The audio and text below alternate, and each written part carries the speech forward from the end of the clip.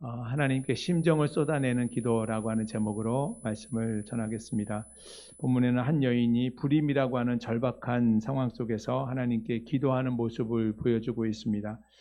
기도는 그리스도인들의 생활에서 매우 중요한 요소 중에 하나입니다. 기도의 형식은 하나님께 대한 찬양과 경배, 또 감사, 회개, 고백, 그리고 간구 이런 형식으로 이루어져 있죠. 그런데 이 기도는 기독교 안에만 있는 것이 아닙니다. 세상의 다른 모든 종교에도 기도가 있습니다. 주문 또는 주술이라고 하는 여러 가지 다양한 형태로 행해지고 있습니다. 연약한 인간은 절박한 순간이 오면 누구라도 기도하게 됩니다. 요즘 들어 종교가 없는 무종교인들의 비율이 계속 늘어가고 있는데, 종교가 없는 사람이라 할지라도 마음의 평안과 또 심리적인 안정을 바라며 자기 명상 또는 소원을 비는 방식으로 기도를 하고 있습니다. 그런데 이 분명한 대상이 없는 기도가 온전한 기도일까 우리는 생각해 보아야 합니다. 우리가 화를 쏠 때 목표나 또는 대상, 관역이 없이 방향이 없이 그냥 하늘에다 공중에다가 이 화를 쏴야 된다면 그 이상하지 않겠습니까? 사람들은 해와 달과 별 또는 우주의 어떤 힘, 에너지 그것을 대상으로 이렇게 뭔가 소원을 빌고 하는데 그것은 명확한 기도의 대상이 될 수 없습니다. 오늘 본문의 어떤 시대적인 배경은 이스라엘이 사사시대에서 왕정시대로 넘어가는 그런 역사적 전환기에 있습니다. 우리가 잘 아는 것처럼 사사시대의 특징이 무엇입니까? 하나님의 뜻을 떠나서 각자가 자기 소견에 오는 대로 행하는 거였습니다. 오늘날에도 많은 사람들이 갈수록 하나님이 없이 인간의 편리에 따라 이익을 추구하면서 살아가고 있습니다. 더욱 요즘 무속이 늘어가고 있는데 영적으로는 혼란스러운 이 시대에 기도가 무엇인지 우리가 옳게 분별하고 온전한 기도를 하나님께 드릴 수 있어야 되겠습니다. 온전한 기도가 무엇입니까? 그리스도의 십자가의 공로에 힘입어서 성령의 도우심을 통해 하나님 아버지께 드리는 인격적인 대화, 이것이 온전한 기도입니다. 우리는 기도의 대상이신 하나님을 향해서 온전히 기도하는 사람들이 되어야 할 줄로 믿습니다. 우리는 이렇게 기도가 무엇인지 알고 또 기도해야 한다는 것도 알고 또 기도도 하고 있죠. 입술을 열어서 형식을 갖추어서 기도하고 또 말로 기도합니다. 하지만 우리의 기도가 절실함이나 또 간절함이 빠져있는 마음을 쏟아내는 기도를 하고 있는지 한번 생각해 보아야 하겠습니다. 오늘 본문에 나오는 이 한나, 자기의 심정을 하나님께 쏟아내는 기도를 드렸고 하나님은 그 기도를 들으셨습니다. 오늘 말씀을 통해서 우리가 자기 심정을 쏟아내는 기도, 하나님이 들으시는 기도가 어떤 것인지 잘 살펴보기를 원합니다. 먼저 한나의 기도가 어떻게 시작되었는지를 살펴보겠습니다.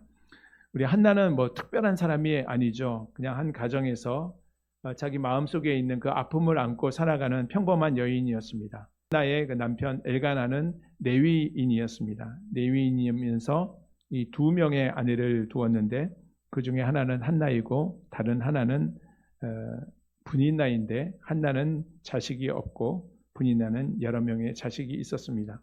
한나는 오랫도록 자식을 낳지 못했습니다. 고대 사회에서 여자가 아이를 낳지 못하는 것은 신으로부터 저주를 받은 것으로 간주되었습니다. 더욱이 가문의 대를 잇지 못하게 되니 여자가 아이를 낳지 못하는 것 그 자체가 여자로서의 그 정체성, 그 존재가 부정되는 것이었고 매우 수치스럽고 불명예스러운 일이었습니다. 그러나 엘가나는 그러한 한나를 분인나보다 더 사랑했습니다. 그로 인해서 이 두 여자 간의 갈등이 더욱 심화되었는데, 분인나는 이 남편 엘가나의 사랑을 독차지하고 있는 이 한나를 자식이 없다는 이유로 더욱 멸시하고 핍박했습니다. 한나는 자식이 없다는 그 고통, 거기에 더해서 분인나로 말미암는 끊임없는 이 괴롭힘 때문에 마음이 완전히 무너진 상태에 있었습니다. 그런데 놀랍게도 성경은 이 한나가 임신하지 못하는 이유를 이렇게 말합니다. 사무엘상 1장 5절 하반절에 보면 여호와께서 그에게 임신하지 못하게 하시니, 한나가 임신하지 못한 이유가 바로 하나님께서 그로 임신하지 못하게 하였기 때문이라고 말씀하고 있습니다.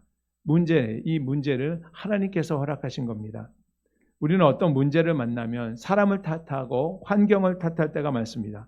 그러나 성경은 그 어떤 상황들을 하나님께서 허락하셨다고 말씀합니다. 문제가 발생하면 우리는 먼저 사람을 찾습니다. 상황을 바꾸려고 노력합니다. 해결책을 찾아 나섭니다. 그러나 우리의 문제는 그 문제의 출제자가 하나님이시라는 것을 우리가 기억해야 합니다. 이 당사자인 한나는 지금 그 사실을 모르고 있죠. 우리는 성경을 읽어서 알고 있지만 한나의 부림은 하나님의 특별한 섭리 가운데, 그 계획 가운데 이루어진 일이었습니다. 이것은 단순히 하나님이 한나를 괴롭히기 위해서가 아니라 한나를 하나님께로 부르시기 위한 계획이었습니다. 그 고통은 결국 한나로 하여금 기도의 자리로 나아가게 했습니다. 본문 우리 9절, 10절 말씀을 같이 읽겠습니다.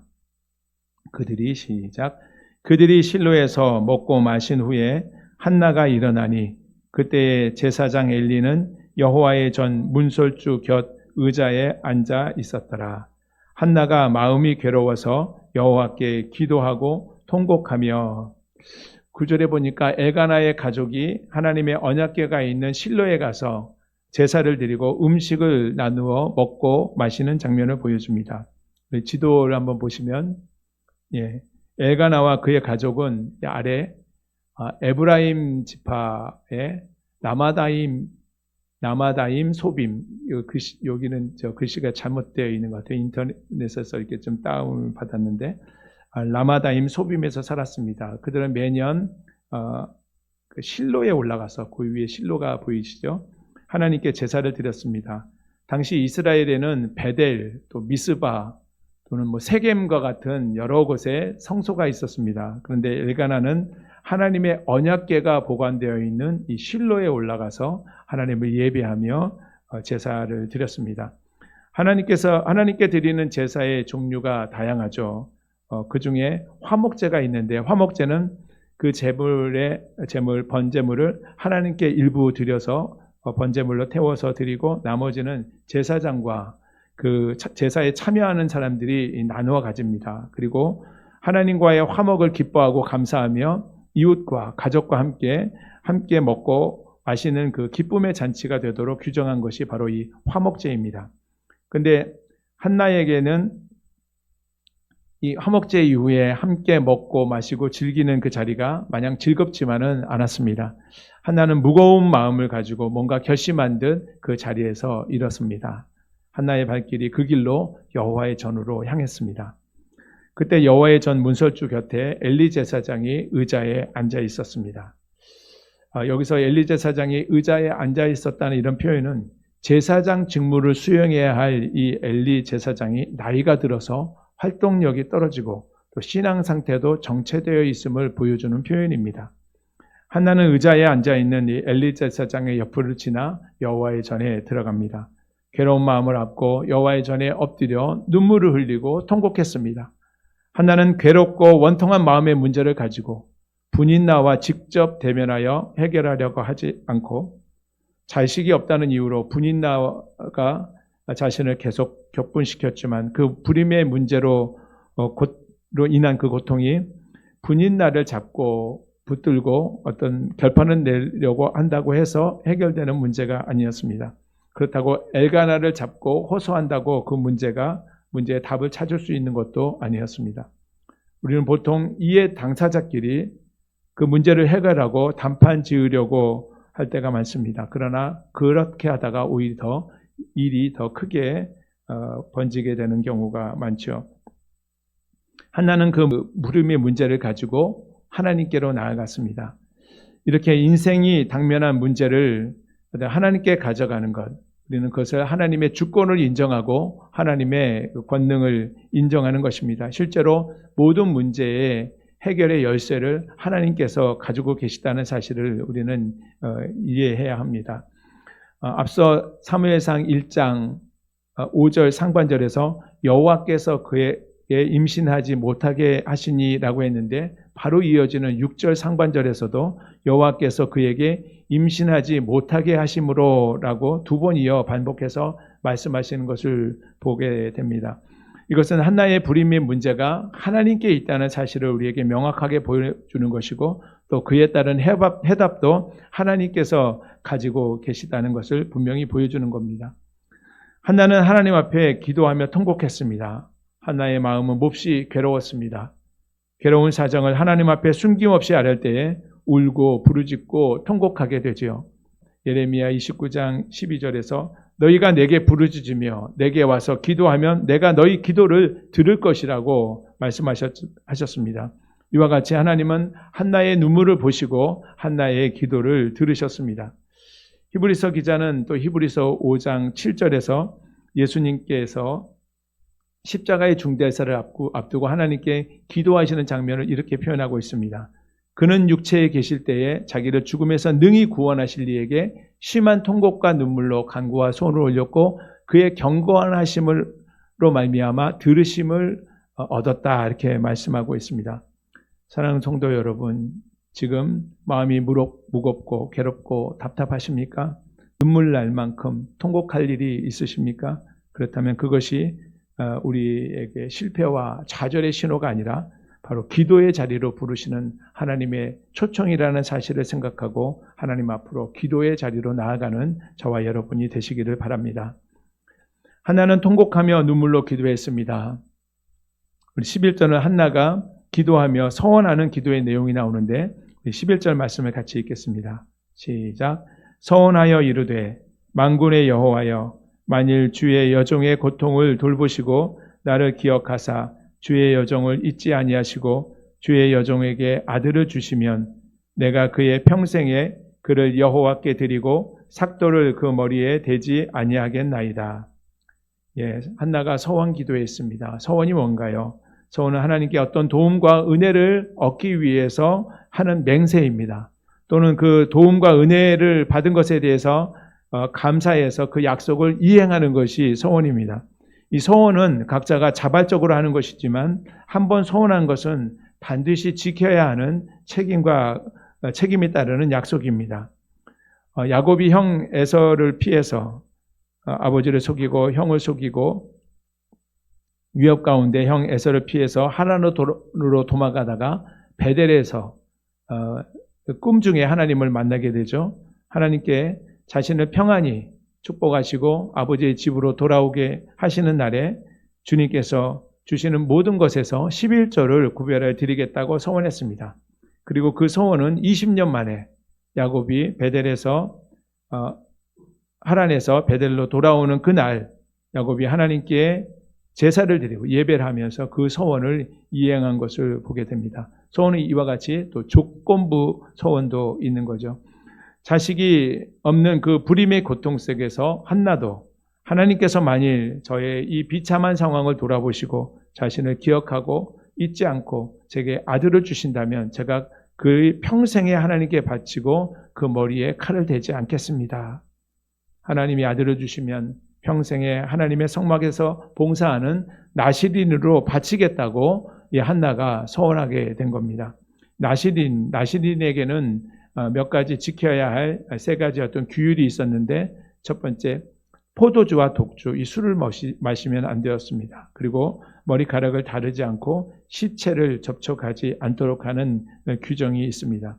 근데 여기서 사무엘의 머리에 삭도를 대지 않겠다고 했는데 이 머리카락을 자르지 않고 기른다는 것, 이 머리카락은 바로 하나님께 헌신된 표를 삼겠다는 것입니다.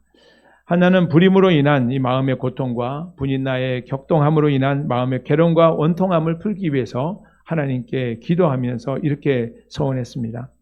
하나는 이러한 내용으로 꽤 오랜 시간 기도했던 것 같습니다. 의자에 앉아있던 엘리 제사장이 이렇게 기도하는 한나의 입을 유심히 쳐다보고 있습니다. 보니까 입술은 움직이고 있는데 기도 소리가 나지 않는 거예요. 우리 13절, 14절 말씀 같이 읽겠습니다. 시작. 한나가 속으로 말하매 입술만 움직이고 음성은 들리지 아니하므로 엘리는 그가 취한 줄로 생각한지라. 엘리가 그에게 이르되 내가 언제까지 취하여 있겠느냐? 포도주를 끊으라 하니. 당시에 한나는 하나님께 속으로 말하면서 마음으로 기도하고 있었기 때문에 음성이 밖으로 들리지 않았습니다. 그런데 이런 기도의 모습은 당시 이스라엘 백성들의 기도하는 모습과 사뭇 달랐습니다. 이 말없이 기도하는 경우가 잘 없었기 때문에 엘리 제사장은 한나가 마치 술에 취해 있는 것처럼 생각했던 것입니다. 한나가 자식을 낳지 못하고 또 분인나로부터 괴로움을 받고 있는 이 내용을 만약에 큰 소리로 소리내서 기도했다면 그건 역시 덕이 될 이유는 없었겠죠. 기도는 크게 보면 통성기도 또는 묵상기도, 침묵기도로 이렇게 나눠볼 수 있겠습니다. 여러분 어떤 기도를 주로 하고 계십니까? 통성기도의 장점은 이 생각이 분산되는 것을 막아주고 또 기도에 집중할 수 있게 합니다. 또 감정이나 이 상황을 이렇게 솔직하게 표현할 수가 있는 그런 장점이 있죠. 예수님도 주로 통성기도를 하셨던 것 같아요. 예수님이 하셨던 그 기도의 내용들을 제자들이 듣고 또 기록하는 것을 보면 그렇습니다.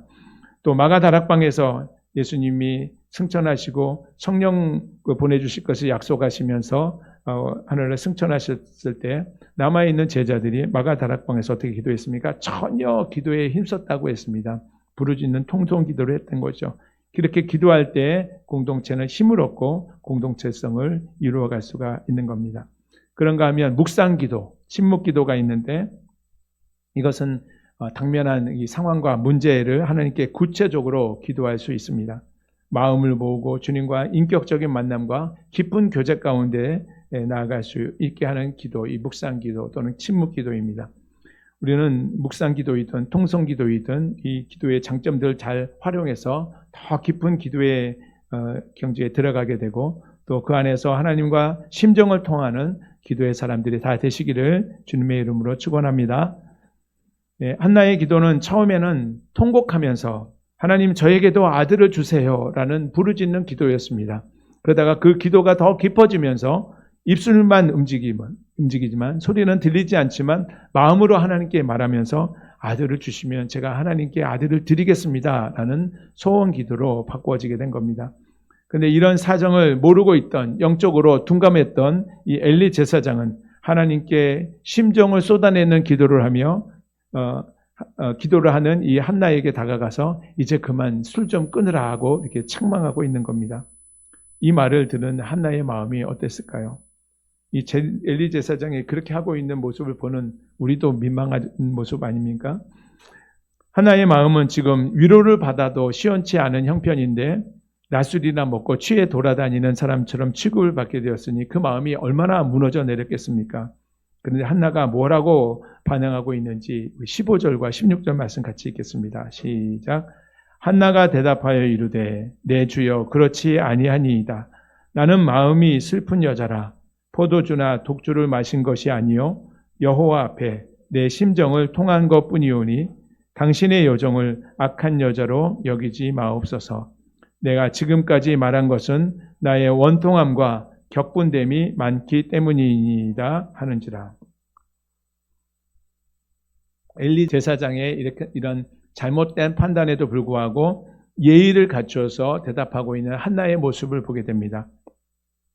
한나의 모습이 그 성품이 어땠는지 좀 느껴지지 않습니까? 참으로 부드럽고 유순한 말로 대답했습니다.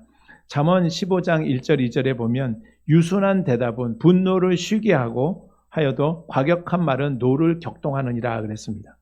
지혜 있는 자의 혀는 지식을 선히 베풀고 미련한 자의 입은 미련한 것을 쏟아놓느니라고 했는데 한나와 이 제사장 엘리의 모습이 서로 대비가 되고 있습니다.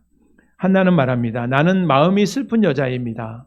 포도주와 독주를 마신 것이 아니라 하나님께 내 심정을 통한 것뿐입니다. 여기서 심정은 마음을 말합니다. 영혼의 자소, 마음이죠. 한나의 마음은 슬픔으로 가득 차 있습니다. 그 슬픔으로 가득 찬 마음을 하나님 앞에 다 토해내고 쏟아놓고 있는 겁니다. 시편 기자는 시편 62편 8절에서 이렇게 말합니다. 백성들아 시시로 우리 같이 한번 읽어볼까요? 시작. 백성들아 시시로 그를 의지하고 그 앞에 마음을 토하라. 하나님은 우리의 피난처시로다. 여러분 상한 음식을 먹고 탈이 나서 혹시 토해 보신 적 있지 않으십니까? 속이 안 좋으면 토해야 합니다. 그래야지 마음이 평안해지죠. 우리의 슬프고 괴롭고 아픈 사연들 시시로 하나님 앞에 토해낼 수 있기를 바랍니다. 우리의 불편한 속을 토해내고 나면 금세 속이 평안해지듯이 우리의 괴로운 심정을 하나님 앞에 토해내고 쏟아놓을 때 하나님께서는 우리의 등을 두들겨 주시며 우리를 위로해 주실 겁니다. 지금 사순절 기간이다 보니까 예수님이 고난주간에 겟세마네 동산에서 기도하시는 장면이 떠올랐습니다. 예수님은 이 밤이 지나기 전에 붙잡히시게 됩니다. 예수님이 붙잡히시면 끌려가 고문을 당하시고 십자가에 못 박히시게 되죠. 그와 같은 죽음을 앞두고 있는 예수님, 그 마음이 나는 내 마음이 심히 고민하여 죽게 되었다. 마음이 너무 괴로워 죽을 지경이라고 제자들에게 말씀하셨습니다. 예수님은 제자들과 조금 떨어져 있는 거리에서 얼굴을 땅에 파묻고 이렇게 기도하셨습니다. 마태복음 26장 39절인데 같이 한번 읽어보실까요? 시작. 조금 나아가사 얼굴을 땅에 대시고 엎드려 기도하여 이르시되 내 아버지여 만일 할만하시거든 이 잔을 내게서 지나가게 하옵소서.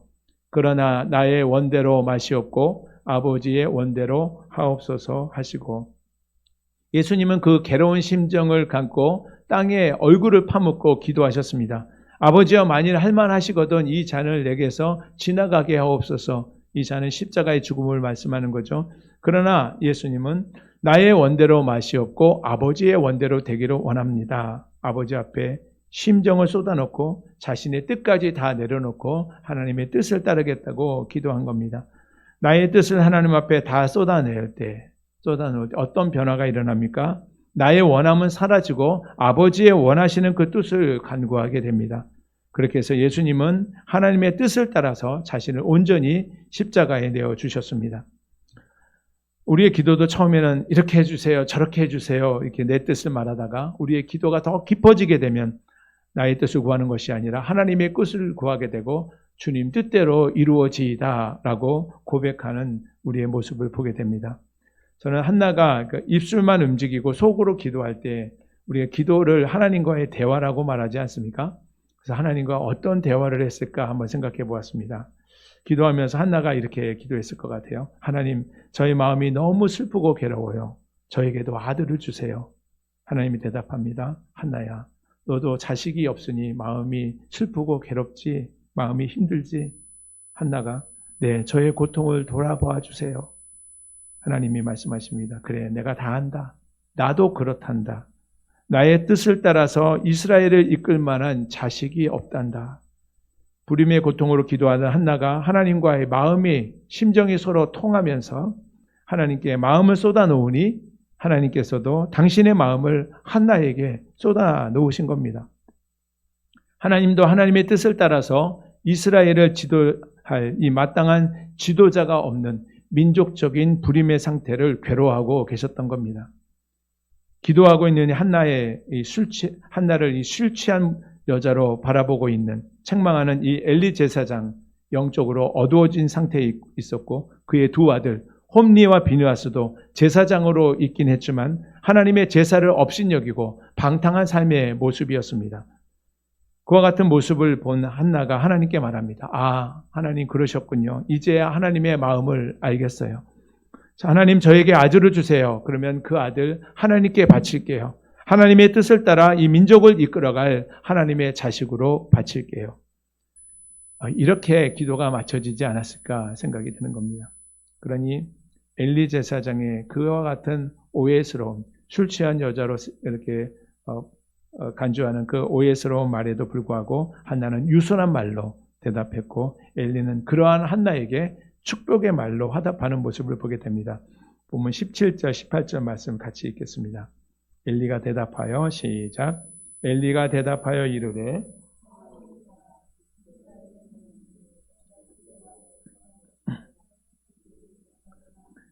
이르시되 당신의 여종이 당신께 은혜 입기를 원하나이다 하고 가서 먹고 얼굴에 다시는 근심빛이 없더라. 엘리는 한나에게 평안히 가라고 말하면서 이스라엘의 하나님께서 내가 기도하는 것을 허락해 주시기를 원한다 하고 이게 축복해 주었습니다.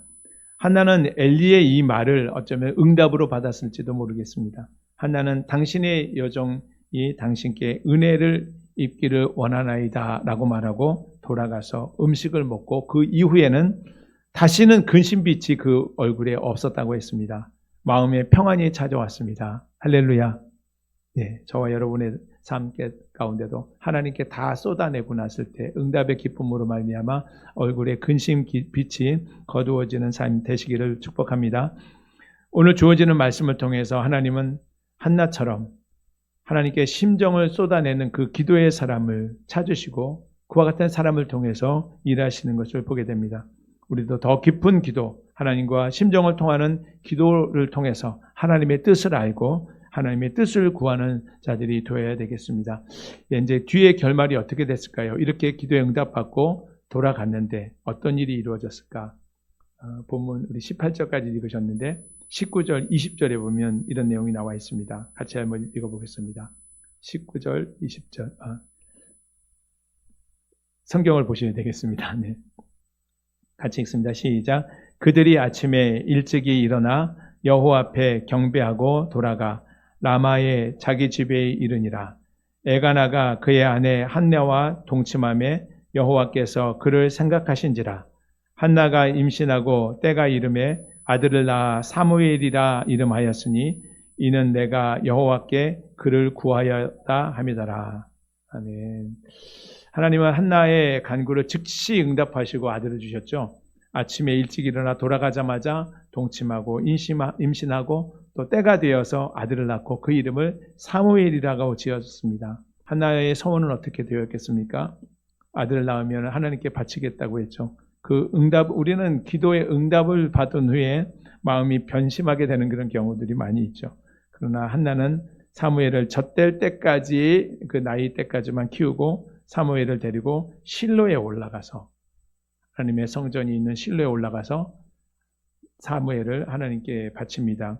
우리 사무엘상 26장부터 28장까지 한번 같이 읽겠습니다. 시작. 한나가 이르되 내 주여 당신의 사심으로 맹세하나이다. 나는 여기서 내 주 당신 곁에 서서 여호와께 기도하던 여자라. 이 아이를 위하여 내가 기도하였더니 내가 구하여 기도한 바를 여호와께서 내게 허락하신지라. 그러므로 나도 그를 여호와께 드리되 그의 평생을 여호와께 드리나이다 하고 그가 거기서 여호와께 경배하니라. 아멘. 어려서부터 하나님의 전에서 자란 사무엘, 이스라엘의 마지막 사사로 활동했고 하나님의 뜻을 따라서 이스라엘을 잘 다스렸습니다. 그리고 사사시대에서 왕정시대로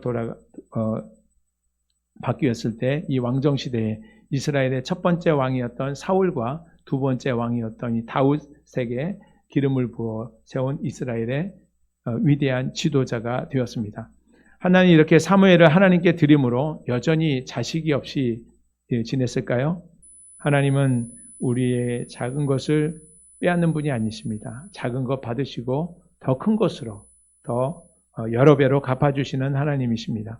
사무엘이 하나님 앞에 자라는 동안 하나님께서는 한나에게 세 아들과 두 딸을 더 허락해 주셨습니다. 오늘 하나님께 심정을 쏟아낸 이 한나의 기도를 통해서 우리는 어떤 교훈을 배우는 교훈은 무엇입니까? 내 기도는 내 문제를 해결하는 방편뿐만 아니라 하나님과 심정을 통하는 자리가 바로 이 기도의 자리라는 겁니다. 하나님과 심정을 통하며 하나님께 우리의 심정을 쏟아내며 기도할 때 우리는 하나님께서 우리의 삶을 새롭게 읽으시고 우리는 하나님의 심정을 알게 되고 하나님의 뜻을 따라 기도하는, 그래서 하나님의 일에 동참하는 자들이 되는 겁니다. 이렇게 하나님께 심정을 쏟아내는 기도의 사람이 되어서 하나님의 뜻을 이루어가며 살아가는 저와 여러분의 복된 삶 되시기를 주님의 이름으로 축복합니다.